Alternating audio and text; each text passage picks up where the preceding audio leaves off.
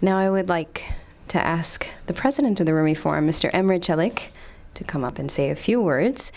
And then after that, we will be going into the other side for some good Turkish coffee, Turkish delight, Turkish baklava.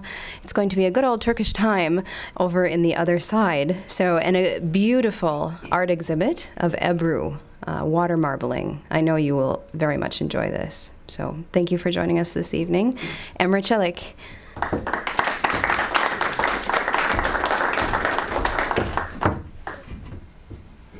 Distinguished guests, ladies and gentlemen, I must clarify first, Jenna, when she says the other side, she's talking about the room next door. I'm not too sure if everything on the other side will always be Turkish, but the room next door. It may well be, it may not. We will wait and see.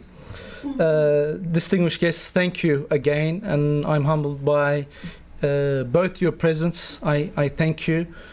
Sincerely, and by the words of the ambassador, and may I also, in parallel to his words, suggesting that we keep you on board. You're all welcome to stay on board to assist as we travel into the future together, collectively, working, of course, for a more prosperous local community.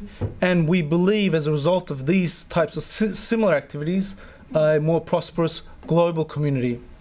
I want to touch on our honorary president, and as the ambassador, it's on the clip that we showed, and his words are very pertinent, I think. So he's fortunate in that these are very important words that he said. A lot of good things happen in the world that a lot of people don't know about, and I think this is reflective, particularly in regards to the work that we do collectively, but in particular as a wider global civic movement that we are a part of, usually referred to as the Gülen movement. We hear about all the nasty things that unfortunately those people that pertain or are perceived to be Muslim, we know of the groups that they belong to, we hear of the violence and what have you. But on the other side of the coin, there is a group of individuals motivated by the ideas of Gülen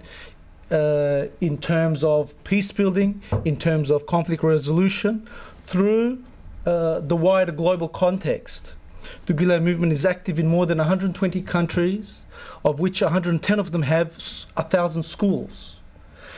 That is the first major aspect of what the Gülen movement is involved in, but not too many people know of this, particularly as a group of individuals predominantly of Muslim background, motivated by their faith, 1,000 schools. Secondly, dialogue organisations like ours, 300 to 350 in a similar number of countries. Just in the region that we look after, the states that you saw, we have 10, 12 chapters, and we have sister organisations in 50 states.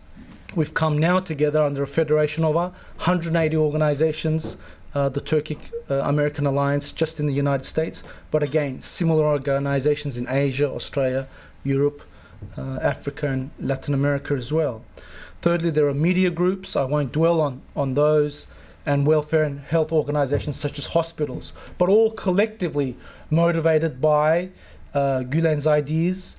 The West and academia refer to as Gülen movement, but we ourselves in the Turkish word refer to ourselves as hizmet, which means service. And this is very important within the context of our tradition, our faith, of selflessly serving others, expecting nothing in return other than pleasing one's fellow creation. I wanted to highlight that, particularly after the ambassador's words that I hear resonates often when I watch that video. A lot of good things do happen, and it's important that the wider community knows about it. Ramadan, of course, is very special in terms of personal reflection, in terms of increased spiritual awareness, in terms of a oneness with the Creator. But very important aspect is what we see here today collectively is a social aspect of bringing together family, friends and strangers. We co-sponsored our Ramadan Iftar tent in Fairfax, our Fairfax chapter with our friends at ATFA. And this is a very important tradition. It may exist in other Muslim societies. I can only speak of the Turkish tradition, where Ramadan tents are set up in the hundreds across Turkey in large cities to help not only the less fortunate, but passers-by, travellers, strangers, families, etc., to share in this feast. And we did something like this in Fairfax over 3-4 evenings, where 600 to 700 people, of course a large proportion were Muslims, but they brought their friends, their neighbours, their children, etc., to see the tradition of what it means to share a meal with a stranger, with somebody that is different, somebody that may not be American, someone whose English may not be the best, someone who is not of the Anglo-Saxon Christian background, but to be able to sit round the table, around the Abrahamic table, and share in a meal, which is a very important tradition that goes back through to Abraham. According to Muslim tradition, we know of the story of Abraham, who never sat for a meal on his own. He would either go foodless, or he would find someone, be it a stranger, to sit with and share in that meal. A rabbi friend of mine told me a similar story where Abraham had set up his tent at the crossroads of 2 important streets, so that everybody passing by would enter his tent and enjoy his hospitality.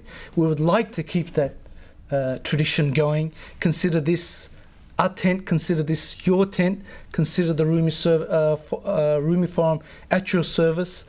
We welcome you aboard, and we look forward to continued happier days together. Thank you. Have a most blessed evening and a most prosperous continuing 2010. Thank you once again.